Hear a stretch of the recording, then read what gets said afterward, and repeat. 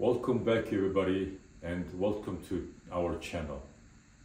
Today it's special episode and I'm invited very special guest, professional photographer and dedicating almost 20 years of his life to take a picture of nomadic culture and nomadic way of life. So welcome to our channel.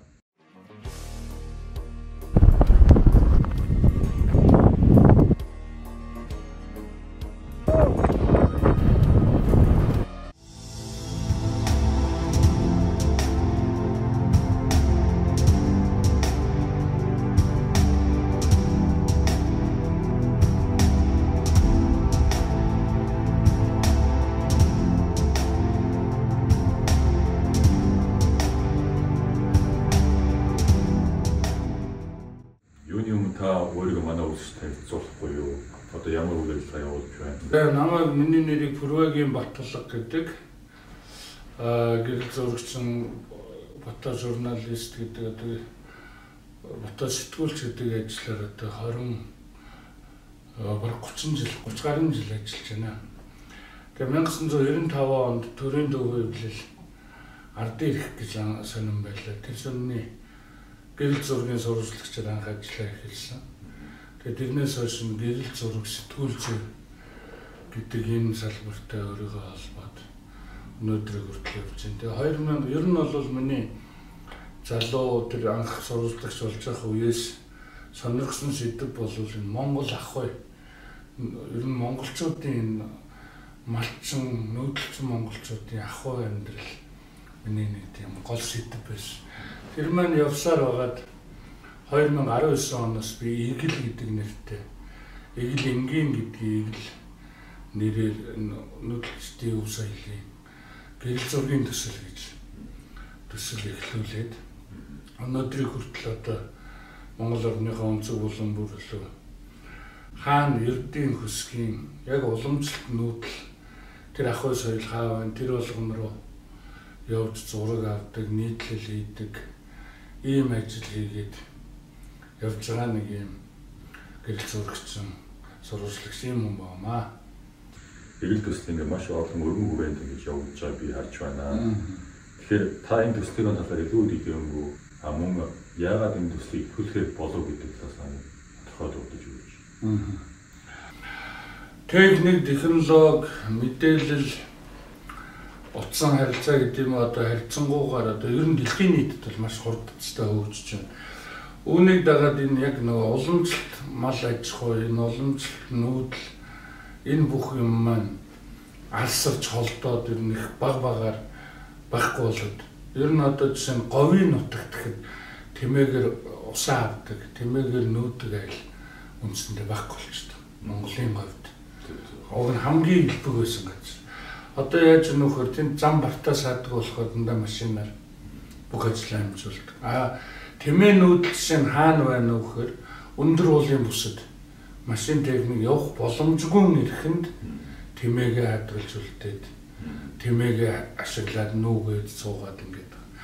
За жишээ нь нөхөр тэргээр юм уу, тэмээн тэргээр бол тал нутагт нүүж, нөхөр тэргээр бол хангаа уулсын оторчид голдуухан өхөр тэргийг ашиглаж байна.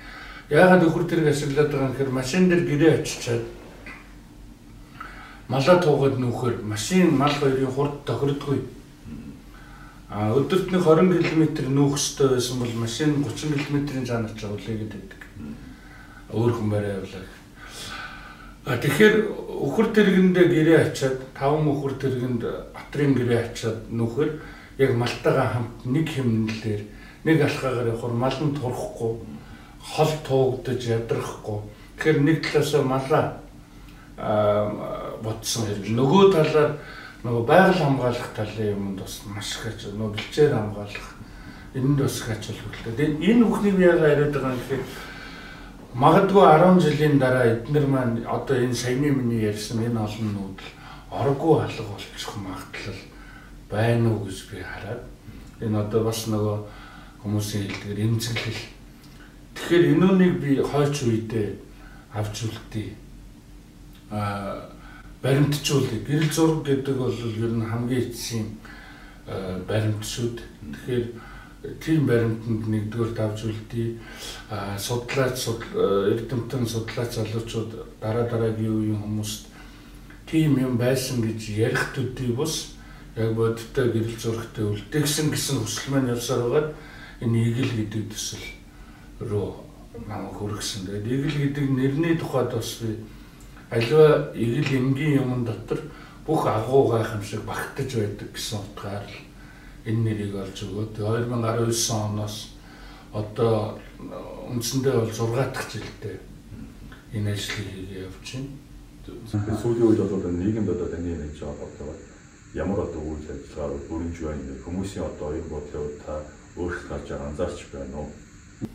Энэ малчид нүүдэлчид гэж магадгүй өнгөцгөн харахад 100 очиход их сайхан юм шиг мөлөвч. Тэрний цаана өвөл хавар нүүдэл суудал тэр зас шуурхтай байх үед ямар хүнд бэрхшээлийг давж байгаа тухай ойлголт бол нэг хэсэг ингээд тасараад алга болцсон. Малчид гэж ерөөсө зуны дэлгэрсэх дандаа ад жаргалтай сууж идэг хүмүүс гэсэн ойлголтыг энд чинь ийм хүнд хэцүү зүйл байдаг шүү. Энэ амаргүй ажлын ард очиж малчид ч малаад ижидгийн тэр хэрээрээ байгалаа хамгаалдгийн бэлчээрээ хамгаалдгийн гэдгийг ойлгуулах тал дээр нийгэмд бол тодорхой хэмжээний мессеж нийгмийн хариуцлага гэдэг юмда хүрээд явж гинэ л гэж байна. Энэ игэл төслийг юм бодохоор одоо жишээ нь нэрнээс ахуулаад ингээд одоо игэл жилийн шиг боловч цаашдын үзүүлэх хөрөлдөөс бол их агуу юм л та. Тэгэхээр бол таны нэг хийж байгаа зүйлийг бид нар залуу хүмүүний хувьд маш хүндэлж байгаа, хойч үедээ болж маш том хөрөнгө оруулалт гэж харж байна. За та бол ялангуяа маш олон бүтээлүүд ингээд сүүл байгаад явж байна тийм ээ. За үүний нэг бол та 2022 онд одоо ялангуяа нүүдлээр нутгах ухаан тийм nomadic wisdom гэдэг номоо гаргасан байна. Энэ номын дэжээс авч гэрийнхэн би одоо ингээд номыг одоо худалдан авч өрөөс чинь ингээд гэртээ одоо байршуулсан байгаа тийм ээ. За nomadic wisdom гэдэг нь маш гоё зурагтай. Энэ гоё одоо өөрийнхөө авсан бүтээлээс дээжсээс ингэж ном бий болгосон байгаа. Энэ номын тухай та яриач. Яагаад бас гарах болов? Хэдэн жилийн хөдөлмөрийн номд шингөө. Юуг та шийдэх юм бэ?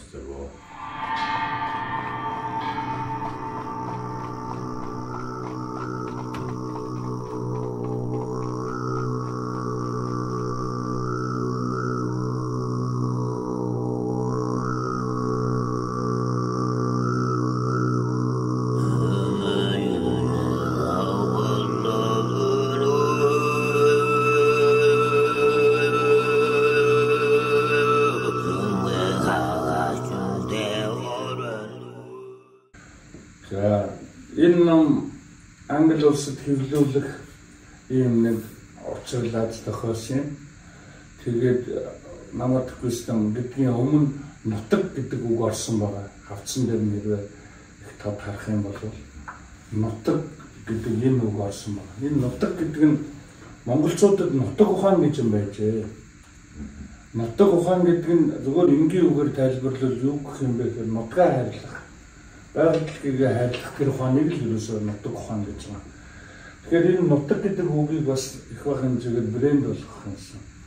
Нутаг гэдэг ойлголтыг барууныханд тодорхой хэмжээнд хүргэсэн гэдэг утгаар энэ нэрэнд энэ үг орсон. Дээр нь миний ер нь бол сүүлийн нэг 4-5 жилийн ажил. Тэгээд энд 10 бүлэгтэй бүлэг болгон өөр өөрийн онцлог. Гэхдээ би угсаатны хэв шимжихээс газар зүйн байршлаас онцлог ялгаатай 10 өөр нүүдлийн тухай гэрэл зургаар болон тэгэхээр энэ ном бол 10 төрлийн өөр нүүдлийн соёлыг одоо олон нийтэд одоо хүмүүс танилцуулж байгаа.